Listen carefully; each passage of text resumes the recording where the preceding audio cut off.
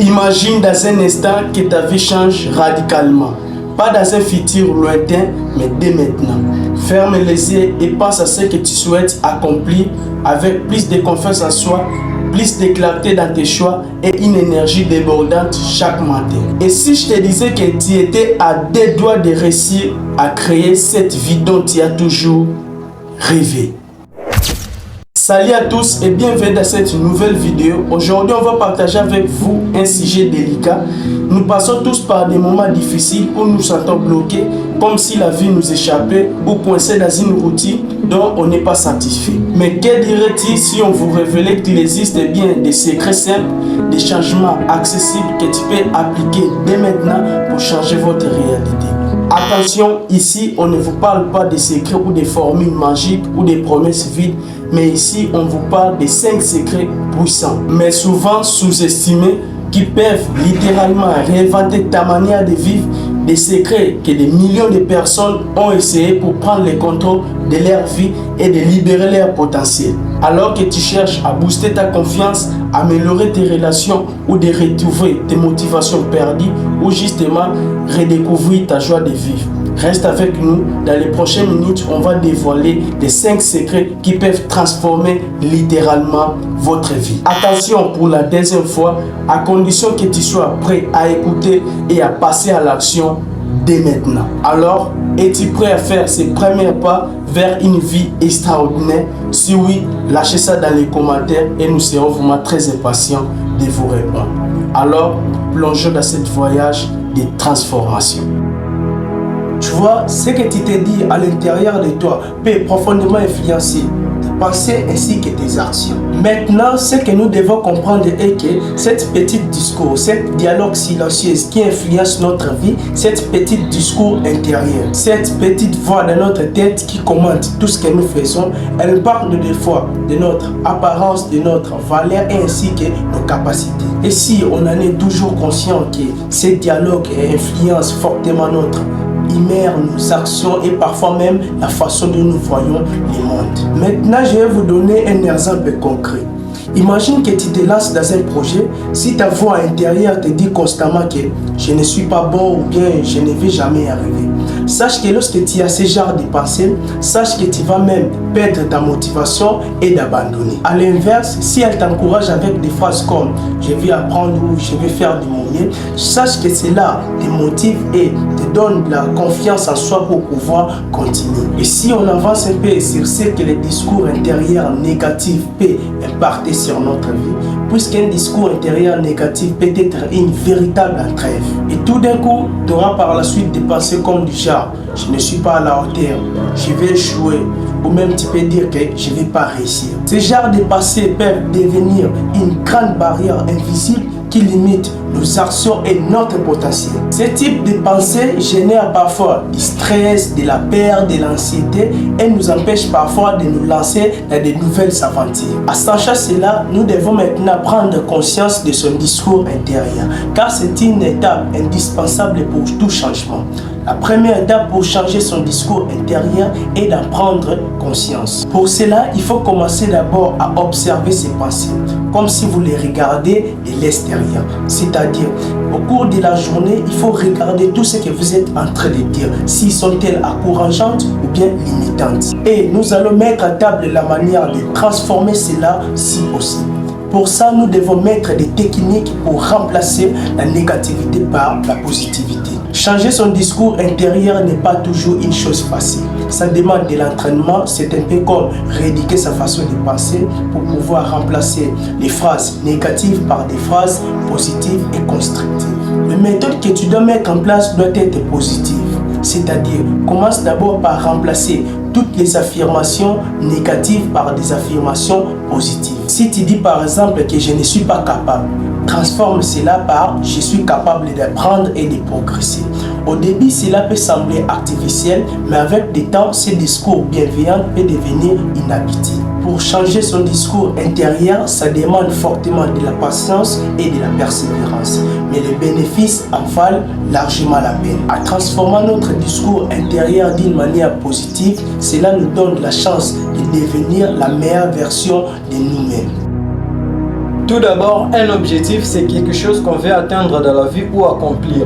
Lorsqu'on parle des objectifs concrets et clairs, cela signifie qu'ils sont précis, bien définis et mesurables. Un objectif concret, c'est lorsqu'on sait exactement ce qu'il représente, et un objectif clair, c'est lorsqu'on comprend exactement ce qu'il faudra faire. Sur ce, atteindre un objectif de la vie n'est jamais une chose facile, parce que vous devez lutter et travailler dur. Mais si votre objectif est défini efficacement avec une planification et une réflexion appropriée, soyez-en sûr qu'à ce moment-là, vous êtes sûr de l'atteindre. Avoir un objectif clair dans la vie, cela aide à savoir dans quelle direction aller. C'est comme avoir une carte pour éviter de se perdre en chemin.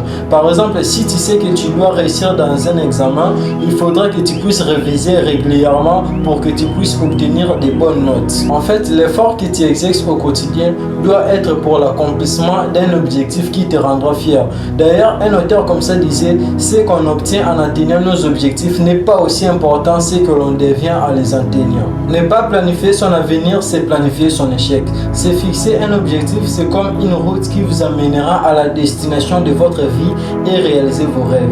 Sur ce, il sera vraiment très difficile d'ignorer vos rêves si et seulement si vous arrivez à les écrire quelque part. Sur ce, je vais vous partager une astuce comme ça que moi personnellement j'utilise constamment lorsque je vais atteindre ou lorsque je vais me fixer un objectif.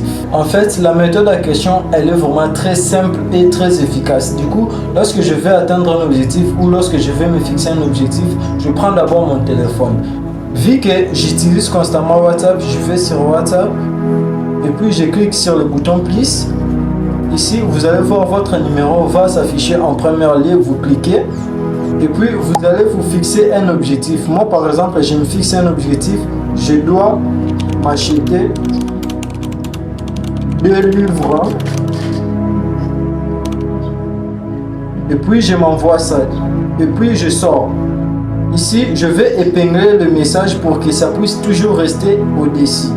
Comme cela, à chaque fois que je vais naviguer sur d'autres plateformes de navigation, quand je vais rentrer sur WhatsApp, je vais voir directement mon objectif là que je me suis fixé en haut. Et à chaque revue, cela va me pousser à atteindre cet objectif là. Sur ce, j'aimerais que toi aussi tu puisses utiliser cette méthode, puisque en utilisant cette méthode, tu pourras atteindre facilement tes objectifs. Puis tu peux aussi utiliser la méthode SMART. Cette méthode vous aidera aussi à s'assurer que les objectifs sont vraiment bien précis. Sur ce, je vais vous donner la signification de chaque lettre dans le mot SMART.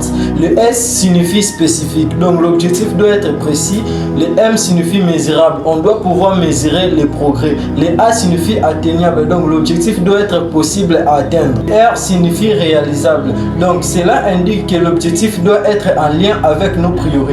Et le T signifie temporellement défini. Là, on doit vraiment se donner une date limite pour se motiver à agir. Donc, quand on sait ce qu'on veut atteindre réellement, on a plus de facilité à se motiver à agir. Puisque un objectif flou est toujours difficile à suivre, puisqu'on ne sait jamais si on s'en approche ou pas. En revanche, si on se fixe un objectif clair, chaque petit pas en avant donne une satisfaction. Je sais que ça peut paraître intimidant, on se dit souvent il faut des grands efforts pour avoir de gros résultats. Mais en réalité c'est faux. Ce sont les petites actions répétées chaque jour qui font la différence dans les longs termes. Par exemple, imaginez que vous voulez apprendre une nouvelle compétence, genre faire de la musique, faire du sport ou encore apprendre une langue. Remarquez, si vous vous consacrez juste 10 à 15 minutes par jour, ça peut paraître peu. Mais si un mois, un an ou plus, ça devient énorme parce que c'est la constance qui paye. Et l'idée ici, c'est de se lancer même si c'est imparfait, même si c'est un petit minuscule. Parce que faire un petit pas, c'est toujours mieux que de rester sans rien faire. Prenez une habitude, genre lire un livre, faire quelques lignes dans un journal ou faire des exercices. Ou même planifier votre journée. Et remarquez, ces petites actions répétées chaque jour, c'est ça qui va transformer votre vie ou votre réalité. Et n'oubliez pas que chaque action, petite ou grande, vous rapproche de votre objectif. Et ce qui compte, ce n'est pas la quantité de la perfection, mais c'est la régularité. Alors, ne vous mettez pas trop de pression parce que vous pouvez commencer aujourd'hui ou après cette vidéo. Alors, choisissez une petite action, quelque chose que vous pouvez faire maintenant et faites-le chaque jour. Plus tard, Croyez-moi, vous serez surpris à quel point ces petits gestes quotidiens peuvent avoir un impact énorme au fil du temps. Alors, passez à l'action. Commencez aujourd'hui parce que demain n'existe pas. Et personne n'est sûr si demain il sera encore en vie. Le monde ne fait que parler et le monde ne fera rien pour changer ta vie. Au contraire, ils vont se moquer de vous quand votre vie sera gâchée à la longue, sans même se souvenir que c'est à cause de si aujourd'hui votre vie est gâchée. N'oubliez pas, il suffit d'un simple déclic pour changer votre vie. Récemment, il y a une personne qui m'a posé une question. Il m'a demandé si réellement s'entourer de bonnes personnes avait un impact sur notre vie. Comme toujours, je lui ai répondu par oui, bien sûr. Parce que s'entourer de bonnes personnes a tellement cette essence, cette énergie-là, que ça peut contaminer une personne à une autre. Et ce que j'ai à vous dire est que savoir s'entourer de bonnes personnes est tellement essentiel. Parce qu'on fait notre entourage est le miroir de ce que nous devenons. En vrai, ce sont ces relations qui nous élèvent, qui nous poussent à aller plus loin. Et surtout, ne pas oublier que ce sont ces genres de relations qui nous rappellent nos valeurs, même quand on oublie de les faire nous-mêmes. Puisque choisir les bonnes personnes dans votre vie, c'est savoir choisir une source de soutien, d'inspiration et parfois même de motivation. Et surtout, ne jamais oublier que toute personne autour de vous a un impact dans votre vie. Alors, faites en sorte qu'il soit positif. Puisque moi, si j'étais vous ou bien vous, en ce moment-là, vous devez vous poser des questions telles que est-ce que je suis bien entouré? C'est par là que tu comprendras. Au fur et à mesure, j'ai compris qu'il y a tellement de gens qui minimisent les pouvoirs de l'entourage. L'entourage n'est pas tout simplement une question de compagnie, mais c'est une question de choix, de direction et voire même de transformation. Dans la vie, on rencontre des milliers de personnes, mais peu d'entre elles auront un impact profond sur qui tu es et ce que tu deviens. Puisque chaque relation, chaque amitié ou voire même chaque connexion a le pouvoir de nous façonner et puis de nous faire propulser vers nos rêves et voire même de nous faire retenir dans nos pères. C'est pourquoi il est crucial de s'entourer de bonnes personnes qui te poussent à devenir la meilleure version de toi-même. Et surtout, ne jamais oublier que les bonnes personnes, elles ne te jugent pas, elles te soutiennent, elles ne te tirent pas vers le bas mais plutôt vers le haut. Il faut savoir qu'ils t'accompagnent même dans des moments de doute et de faiblesse. En sachant cela, je vais savoir maintenant dire non aux personnes toxiques, à celles qui te drainent, qui te limitent ou même qui te laissent dans un état de stagnation. Et surtout, ne jamais sous-estimer l'impact que peut avoir l'entourage sur votre vie. N'oublie jamais ça. On dit, dis-moi comment tu commences ta journée et je te dirai comment tu risques de la finir. La manière dont tu commences ta journée peut en dire beaucoup sur comment elle risque de la finir. Et puis, c'est qu'il faut comprendre qu'il y a des choses qu'il ne faut jamais commencer à faire dès le matin. Mais malheureusement, on est tellement habitué à faire ces choses-là et ça nous empêche même d'avancer vers nos projets ou de vivre de très belles journées, voire même de réussir notre vie. Sur ce, dans cette partie, je vais vous expliquer pourquoi il n'est pas bon de faire certaines choses dès le matin, parce que ce genre d'habitude ne t'aide surtout pas à avancer dans la vie. Bon, en fait, la façon dont on commence notre matin influence le reste de la journée. Si on commence la journée avec énergie et calme, il est plus facile de rester motivé et productif tout au long de la journée. Mais par contre, si on se réveille en étant pressé ou stressé, cela peut rendre la journée plus difficile. Alors dans ce cas, avoir une bonne routine te permet de prendre le contrôle de ton temps et de te sentir prêt pour ce qui va arriver. Alors pour créer une bonne routine matinale, il faut choisir des activités qui te font du bien et qui te motivent dès ton réveil. Sur ce, je vais vous donner quelques exemples pour avoir une routine matinale très puissante. Par exemple, faire des exercices. Le fait de faire des exercices dès son réveil, cela aide à réveiller le corps. Prendre quelques minutes pour méditer.